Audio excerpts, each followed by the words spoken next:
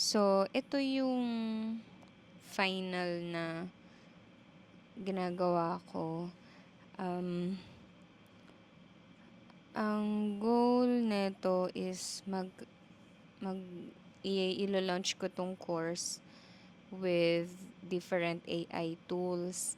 So, itong AI tools yung need ko ng help. So, halimbawa itong career advice AI tool, ilalagay yung personality type, and then kung ano yung work experience.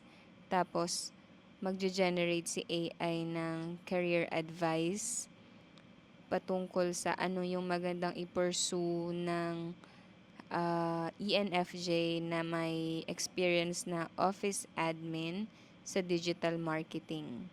So, ang goal is mag-e-enter sila dyan, kiklik nilang career advice, tas magge-generate dito sa baba.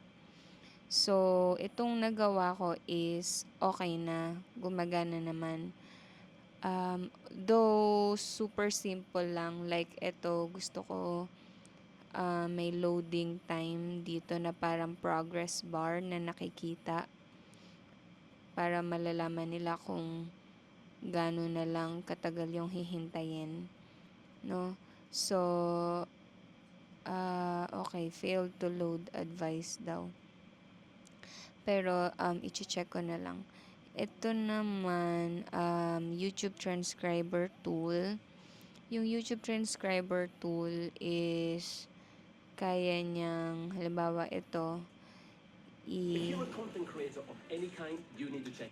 ita-transcribe niya yung video na yun. So, transcribe. Ayan. So, tina-transcribe niya yung pinaka.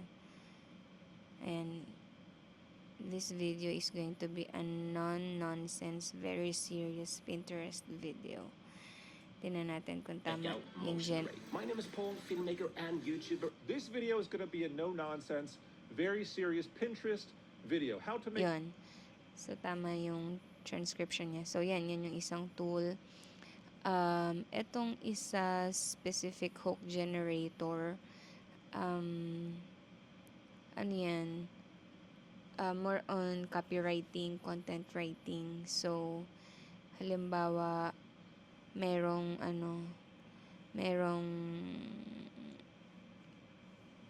topic.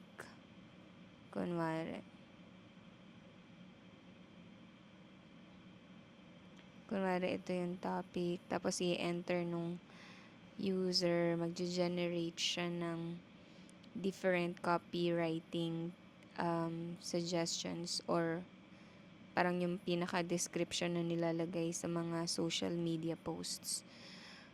So, ganun din halos lahat. Ito, hook generator, more on text yung generate niya.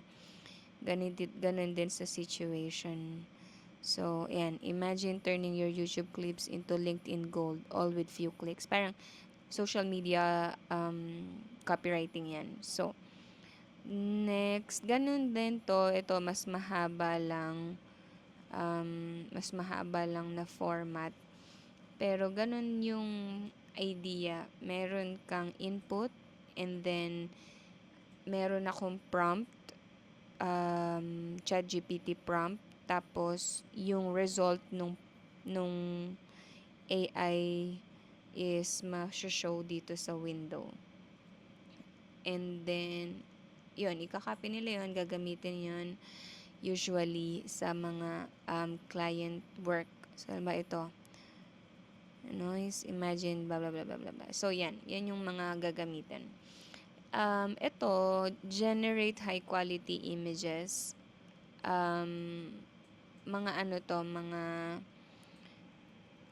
Ito yung tool na magge-generate ng image. Kunwari, ASCII hand. Kaya niyang mag-generate ng image, tapos i-show dito yung image. So, yun yung mga nagawa ko na. Kaya lang, matagal ko siyang nagawa dahil hindi ko gamay yung Python Visual Studio, coding overall.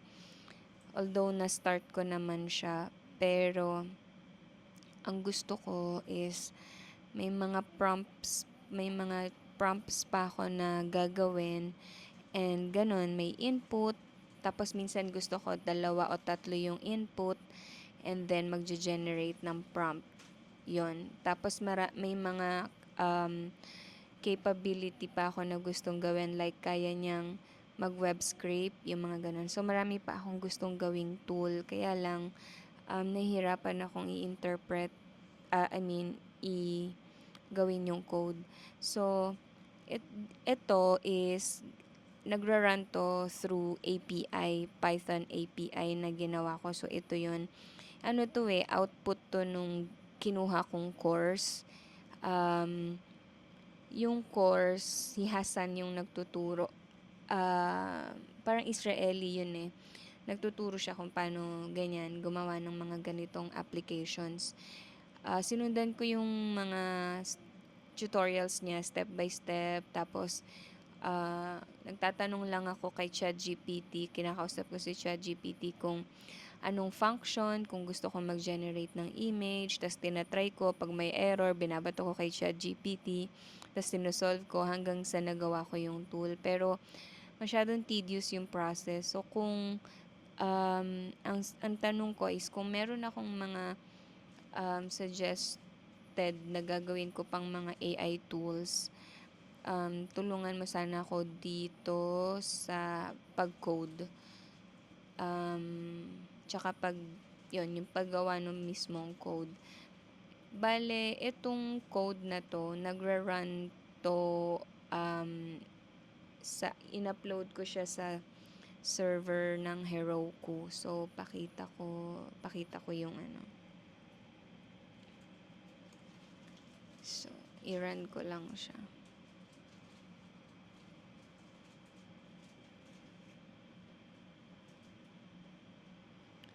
Ito.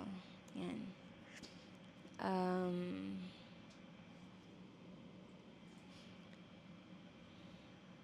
Ito yung pinaka-backend. So, Heroku, yung mga endpoints niya, andi dito. Marami pa akong mga endpoints, like ito, thesis hook, PAS hook. Pero may error ako hindi ko magawa. Hindi siya, teka, gawin ko lang saglit. Ipakita ko sa iyo. May mga error ako na gumagana yan before, tapos, may mga error ako na encounter. So, dun ako nahihirapan mag-troubleshoot. Hindi ko exactly naiintindihan ko ano yung gusto niya.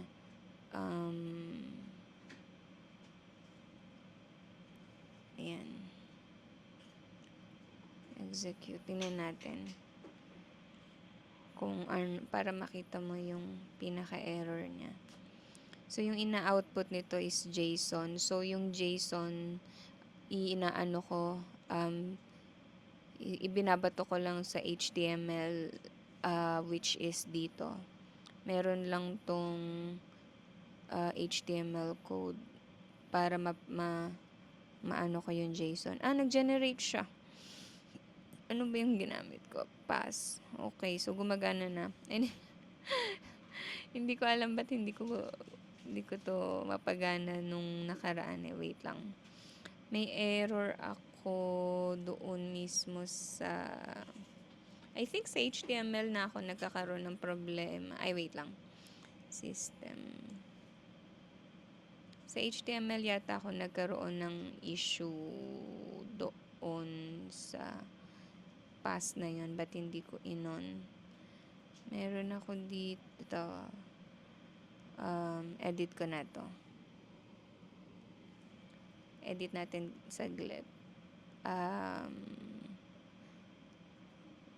Try natin i-run dito. Kung gumagana yung endpoint ng doon, dapat gumana din dito. Kaya lang, alam ko may error ako. Try natin.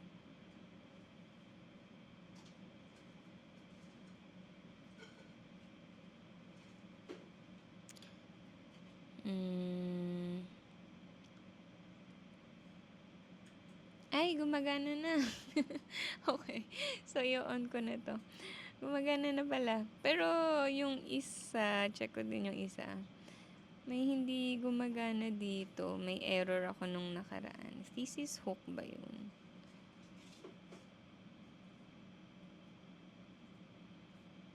Oo. Naalala ko na. Yung gene-generate niya is may problem. Basta, ayan. Basta may mga error. Anyway, yun. Ganun siya nagfa-function. Tapos, may mga function pa ako na gustong gawin. And may mga endpoint pa akong gustong gawin. Pero, yun nga, mas madali kung may magko-code talaga nito. I mean, napagtatanungan ko sa mga errors kung paano siya ayusin. Bale, pag naglalagay ako ng bagong node or endpoint, naglalagay lang ako dito ng function, tas ilalagay ko dito yung class, and then aga-update ako ng prompt. Yun. Pero syempre, kapag may mga ibang capability like web scraping or nung nakaraan yung ginawa ko yung sa pag-generate ng image, may mga inayos pa ako dito sa main na code niya. Tapos, ito nakasync to sa GitHub, and kapag nasync ko na siya sa GitHub, dun ko dinedeploy sa Heroku. Yan, kunwari na-sync ko na, na-commit ko na yan, pupuntahan ko yung Heroku.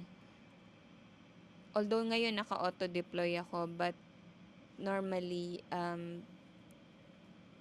pwede, siya dapat, i-deploy. So, pag na-sync na siya sa GitHub, dito ko siya ipapublish sa ay, wala dito yung phone ko. Hindi ko ma-login. But, ayun. So, medyo marami akong sinabi, pero ang goal ko lang is magawa ko pa yung mga ibang function na gusto kong gawin. Tapos, hindi ako magkakaroon ng error. Yun. Kung kaya to ng powers mo, let me know. Okay?